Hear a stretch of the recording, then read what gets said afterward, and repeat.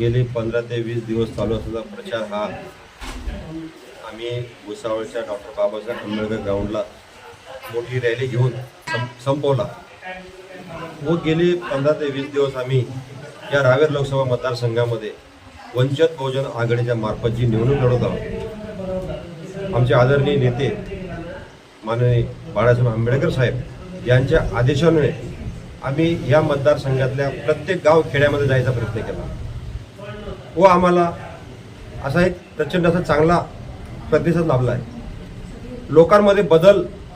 हवा अशी एक भावना आहे व मला 100% खात्री आहे की येणाऱ्या 13 तारखेला बदल परिवर्तनासाठी मतदान होणार आहे व 4 तारखेला वंचित बहुजन आघाडीचा उमेदवार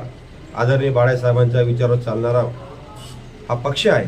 व 4 तारखेला या ठिकाणी वंचित बहुजन आघाडीचा उमेदवार हा 100% निवडून येईल.